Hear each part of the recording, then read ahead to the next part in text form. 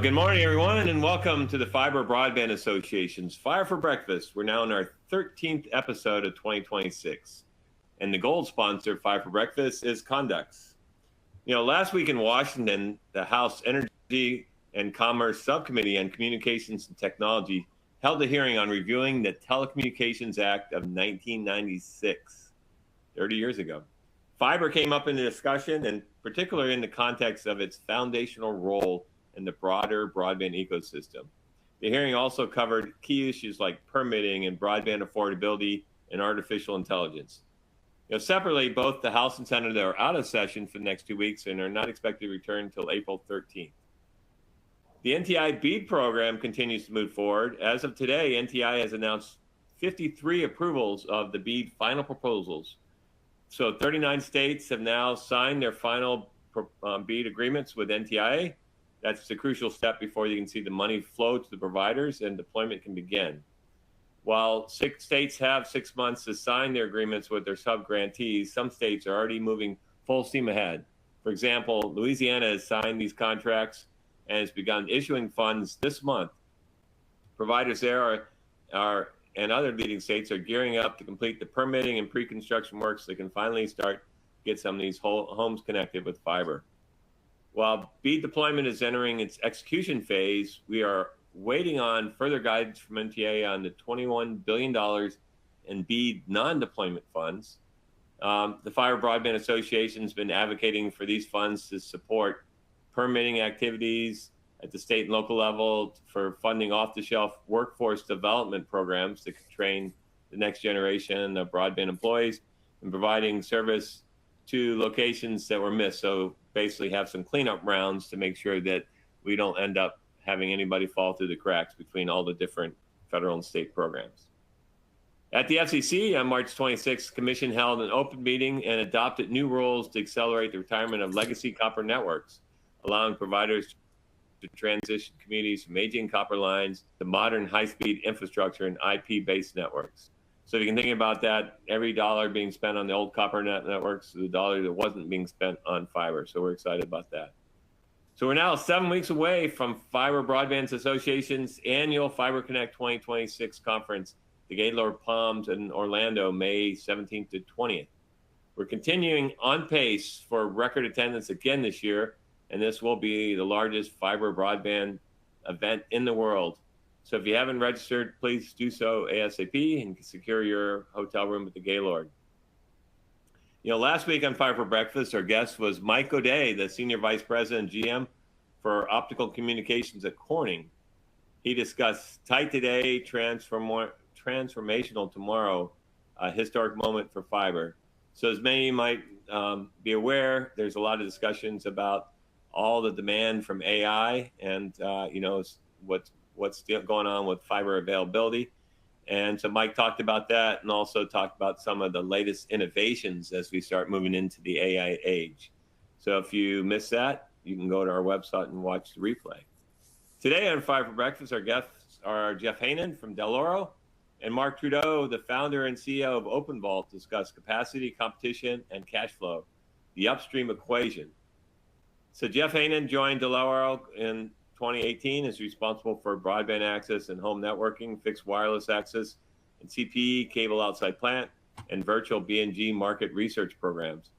He has nearly 25 years of industry experience, and he's recognized as an expert in broadband technologies and network architecture trends.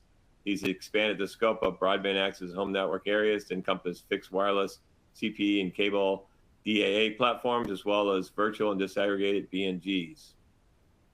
Mark Trudeau is the founder and CEO of OpenVault, a global and leading source of broadband technology solutions and data-driven insights into the worldwide broadband consumption patterns.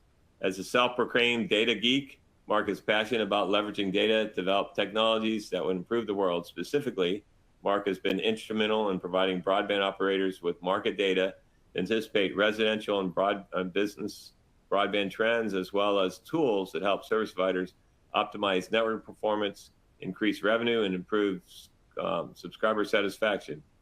In a little over a decade, Mark has grown OpenVault from a startup tech company to a global leader in broadband analytics and SaaS solutions with employees and customers around the world.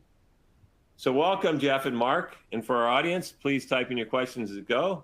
Let's get in discussion. So Mark, you just released a fourth quarter report, but I think it's pretty fascinating. So I think you're going to plan to give us some few highlights from your report.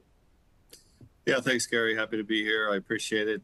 Yeah, just a little context here before we get into the actual slides. You know, we've been in business for 15 years now, working with the broadband operators and specifically collecting data directly from their networks for the purpose of helping improve network performance, as you stated up front.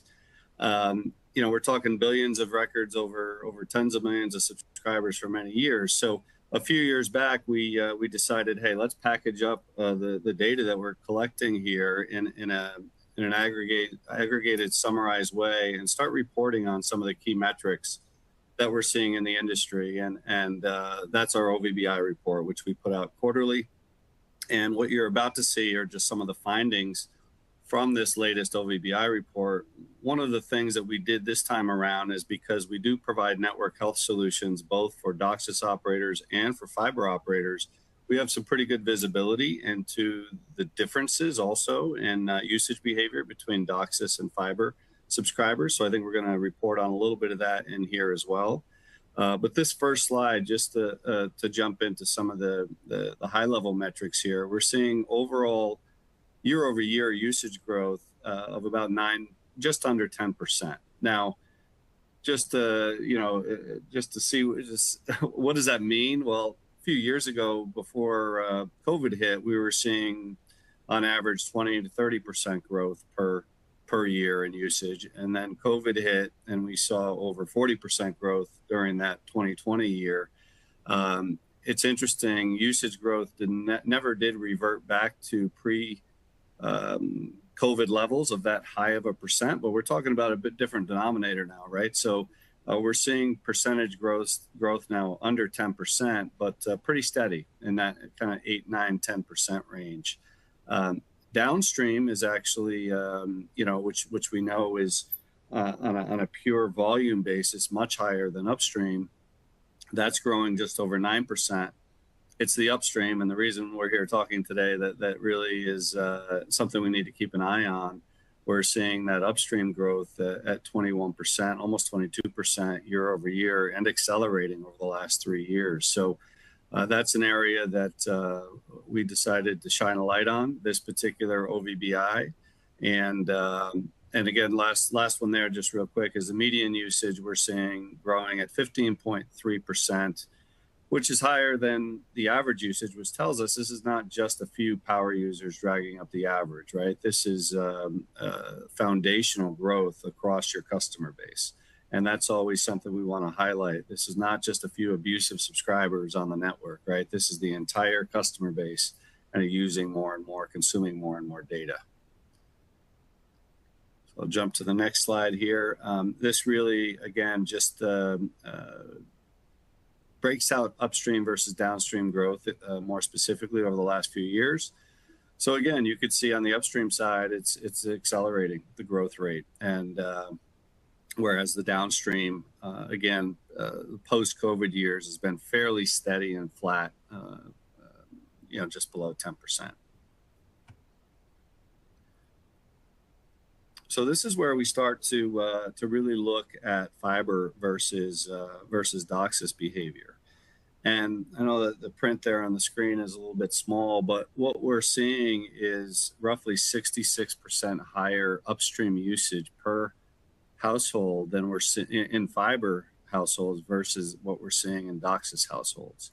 So this tells us that, symmetrical speeds, the available capacity, is resulting in higher usage, which means the demand is there, right? And the more bandwidth subscribers have, the more reliable bandwidth they have, they're going to chew up that bandwidth. They're actually going to use it. And I think this is really important for both DOCSIS and fiber operators to understand that. Upstream is a big focus. We know for DOCSIS operators, and there's some technology options that they're putting in place, some upgrades to their plant, mid splits, high splits, in some cases DOCSIS 4.0 to try to close the gap. But the reality is what we're seeing is right there on the screen right now. When you have the available bandwidth on the upstream, you're seeing subscribers consume that bandwidth. Now here, what we've got is just a bit of a view of ultimately bandwidth speeds and the distribution of speeds that we see. Now, this is a picture of downstream speeds, right? And a lot of operators, as we well know, when they market their services, they're typically marketing the downstream speed.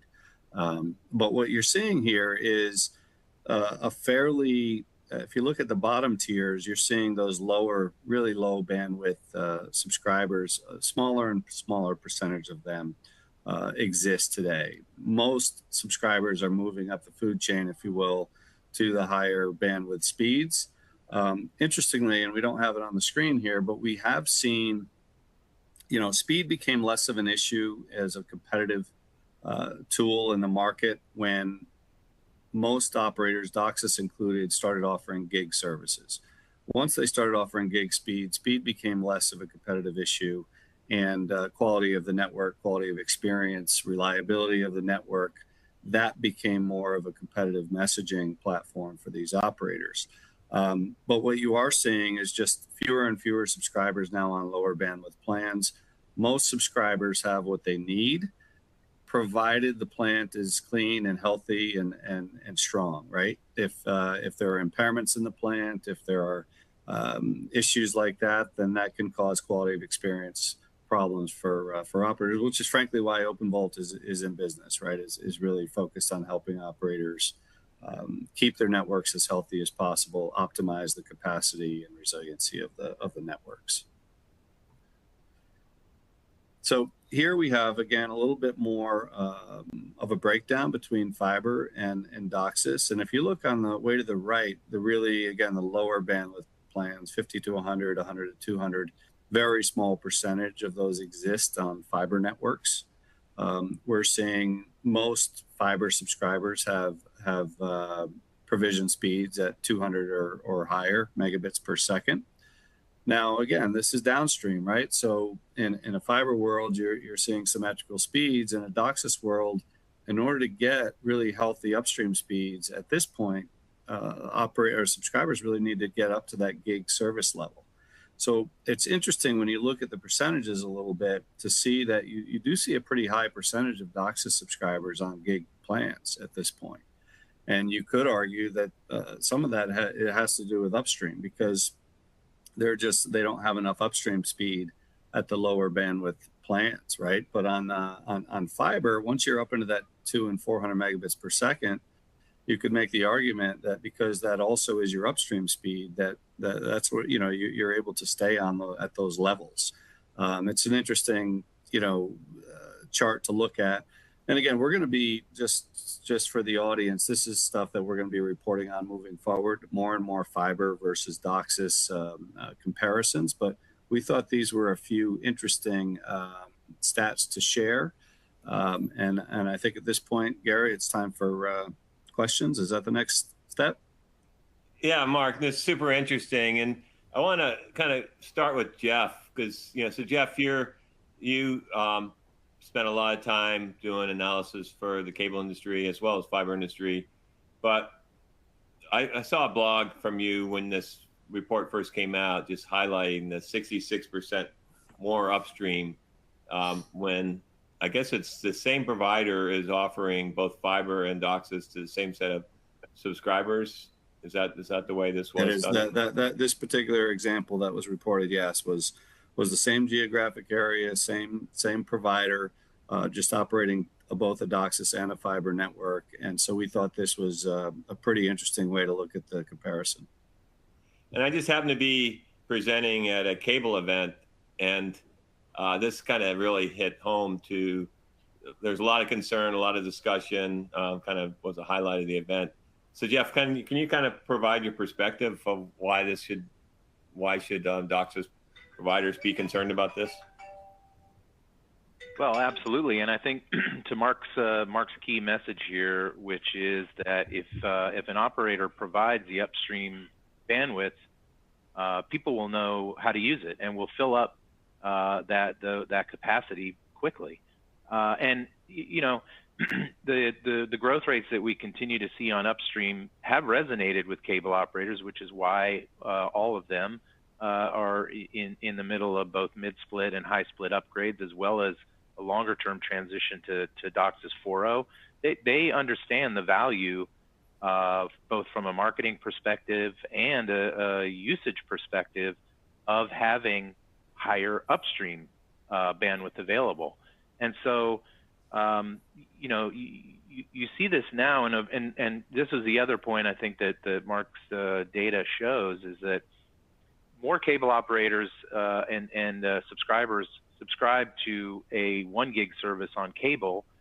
Well, that's because it's highly asymmetric, right? So they're seeing, they're getting the 1 gig or 1.2 gig down, but maybe 40 megs, maybe at the most currently 100 to 200 megs up, and that's there's a certainly there's a limitation when you compare that with fiber, and that's why with the fiber providers you're seeing not as many gig customers there, but you're seeing them take symmetric 400, 500, even 300 meg speeds, because there's an intrinsic value there of having and now in the mindset of consumers saying, I've got this pipe, right, and it's symmetric, no matter how I use it, whether it's through video calls or whether maybe I'm primarily streaming TV or video. It doesn't matter how I use it. It's that pipe is always there for me to fill with either upstream or downstream traffic, and I know it's going to perform well. So that has resonated certainly with cable operators in terms of their overall message and how they're investing to upgrade their plant currently. So what would be some of the applications that would be driving more upstream bandwidth? Well, I think Mark and I were at a conference last week where a cable operator presented just the impact of Sora, right, the AI-based video generation engine on their network. And that wasn't widely available. You had to have an invite from somebody that had an invite. And so it wasn't super widely used yet. I mean, it was gaining traction, and then they shut it down.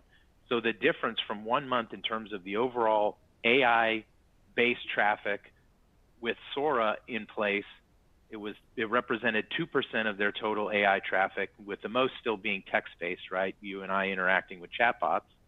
And then once they shut it down, the video percentage of AI traffic dropped to 0.3%. And we're talking about one limited application. So if you project into the future of something more widespread like Sora, some type of AI-based video generation application, I mean, there's a potential there for a huge amount of additional bandwidth in both directions. And so, I think that's what everybody is trying to build their networks to be able to support in the future. Yeah, and I would add to that, that AI-generated content creation is a big contributor, or will be continue to be a big contributor, but also just social media in general, right? Most households are content creators at this point, whether it's TikTok or Twitch or these different applications. There's gaming, there's these types of video calling. There's all kinds of things that are coming into the mainstream that are contributing to this. And, it's one of those things where build it and they will come, right? That's the belief. And we used to think when we tracked downstream, when we saw a lot of upgrades and networks being able to offer faster and faster speeds, every time a new speed was offered, or in some cases, they would take swaths of subscribers and just automatically upgrade them to faster speeds, the usage just exploded and the pipe filled back up, which again tells us there's that pent up demand, right? So I think that's I don't think it's going away. I think we're going to continue to see, accelerated growth on the upstream. And I think this is really, we talk about fiber versus DOCSIS right now. This is probably the biggest key differentiator, I think, out there in terms of the offering, at least that we see with our customers, is the upstream side. You know, where this really kind of is disturbing is if I look at, you know, from a political perspective, you know, Congress has uses speed as a proxy for broadband, right? And so for like the BEAD program, for example, the statute is 100 by 20. So that's the definition of broadband, 100 by 20. The FCC likes doing this as well. 100 by 20 used to be 25 by 3. And when I look at Recon Analytics, again, it's showing that if you're on fibers, 75% of fiber users use AI daily, and the quality connection, the amount of AI usage goes down, and just also the type of devices and what you can do. So are you guys seeing that if you have higher quality connections, that the applications are changing, you know, people are using more desktop, work from home, telehealth, and when they're on, you know, wireless or satellite, they're using mostly, you know, just some social media and minimal emails and things like that, or the behaviors changes? Well, I'll take a quick stab at that. You know, I don't, looking at the equipment investments, you know, there is certainly a focus not just on speeds themselves, but also on improving things like latency, right? Just for those purposes, because regardless of the amount of capacity that you need on your line as a customer, there are elements of the connection that go beyond just the speed itself, and latency is a huge factor as well. And so when you look at the latency of networks that are fixed, there's very clearly a difference between those performance metrics and then also the performance of the applications that are very latency sensitive to those networks that have a higher latency. And so I would suggest that perhaps, you know, it's you get frustrated through using, you know, maybe video conferencing where there's a lag, or where, you know, where Zoom or Teams has to catch up or slow down your audio in order to catch up or to make the audio and video match. I think we've all seen that now as a feature of those services. And the underlying problem with that is because your broadband connection is, you know, has a very low tolerance for latency and jitter and other aspects, not just the throughput itself.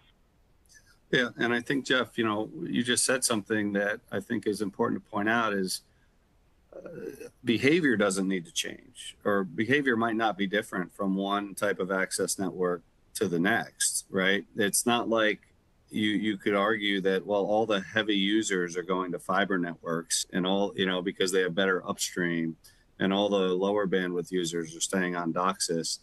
I don't think that's as much the case as just those things like adaptive bitrate schemes and all of that stuff that you see. It takes hold. So you could have two subscribers with the same exact usage behavior and patterns, but one is getting a far better experience than the other. And I think that's important to point out, you know, back to your question, Gary. Yeah. Hey, Lisa, can you bring up the slide? I think it's slide 10 or 9. It says speed tier dynamics, maybe slide 9, speed tier dynamic. Because this slide to me is super interesting. And I mean, one, just looking at Department of Commerce and Congress telling us that 100 megabits is broadband, and 2.8% when, you know, so no one's taking that tier. So to me, it either sounds like to have just enough from this chart looks like 200 to 400 is just enough. So if you can just enough bandwidth, and then so either you're going to take as much bandwidth as you can get, so you're going to go to the orange gigabit plus, or you're going to do just enough 200 to 400 meg, and the middle's kind of getting squeezed and the bottom's disappearing as people get connected to better networks. Is that kind of the way to read this? Yeah, that's exactly right. And you know, most households don't need more than 200 megabits per second, right? Provided the network is healthy. And I keep coming back to that caveat because, as we all know, you could offer those speeds, but our subscribers actually getting what they're paying for. And I think that's the that's the key, particularly when you're a DOCSIS provider and you're offering these speeds. You're on much more of a constrained shared type of a network. So you have to do everything you can in order to compete with fiber by keeping your network clean and healthy, especially on the upstream. Noise, it's very sensitive to noise on the upstream, these DOCSIS networks. So, this is an area of focus for everyone. Every one of our customers or prospects is very focused on that.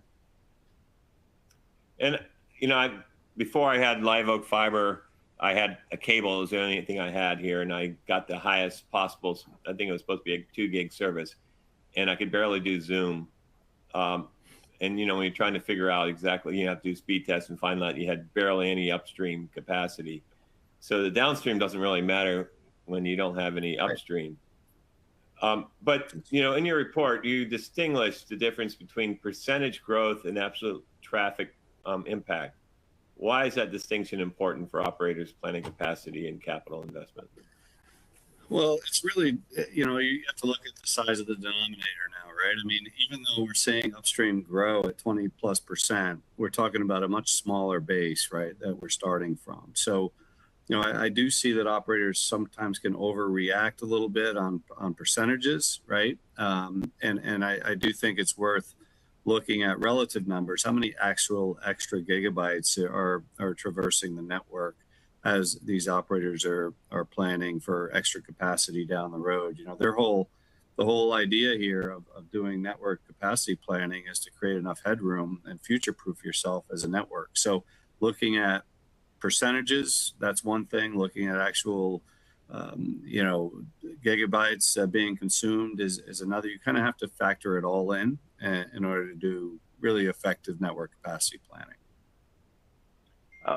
So I would just want to add something to that really quickly, Gary, that one of the dynamics that's changed, right, is that historically cable operators have been very they've managed their CapEx very closely, right? So the investments have always been incremental.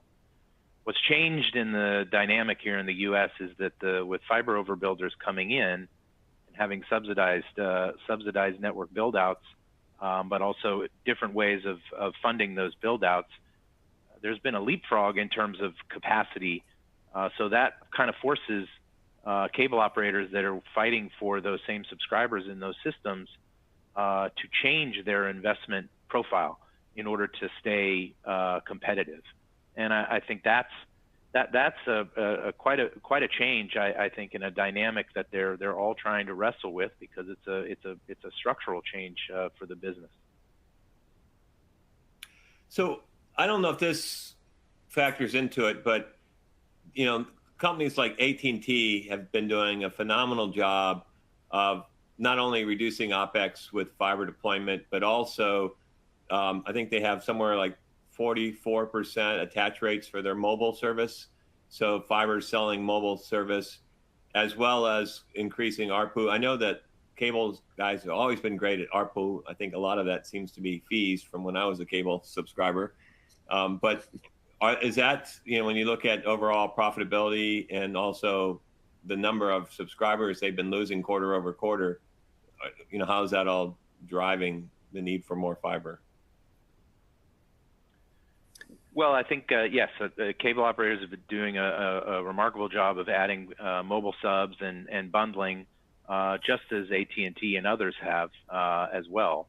And, they're going to need to continue down that path and be aggressive with their fixed mobile bundling strategies in order to offset the subscriber losses that they're seeing on the fixed broadband side. One thing to keep in mind, of course, is that during COVID, as Mark mentioned, I mean, the cable operators added hundreds of thousands, if not millions, of subscribers because they were there. And so it was, I think, if just having a long-term perspective here, there was going to come a point at which that pendulum was going to swing back in another direction, and those subscribers were going to move to fixed wireless or fiber wherever it was available. So the subscriber losses, I mean, aren't surprising. The question is now, how do they respond effectively to shore that up and get back to at least break even every quarter? I think that's the biggest concern that they have now beyond what they're doing to invest in their networks. So Mark, I'll give you this last question. So if you were able to show up at the FCC and help educate Chairman Carr on the definition of broadband, would it be some number other than 100 by 20? Yeah, I mean, look, I mean, the goalpost keeps moving, right? And that definition does keep changing. I think at this point, yeah, we're probably at the stage where we do need a new definition again, right? I think as the data, the slide that's up there right now shows, as you pointed out, Gary, I mean, 200 megabits per second right now is what most people are now looking for, right? So that to me, at least that much should become the new definition of broadband. Now, again, you know, when the network's healthy and everything, do most households need that much? No, but you want to be a little bit forward looking when you put that definition out there, right? You don't want to put something out there that's already kind of everybody's crossed over and it's a non-issue. You want something to strive for there.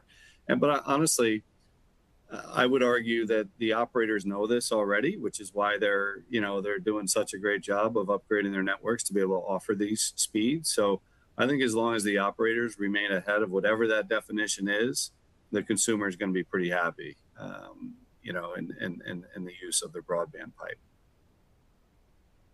Well, Mark and Jeff, I really appreciate it. I love this data. It's super interesting, very revealing. So thanks for sharing. I really appreciate everything you're doing with your research to help, advance our industry. And I want to thank everybody for joining us.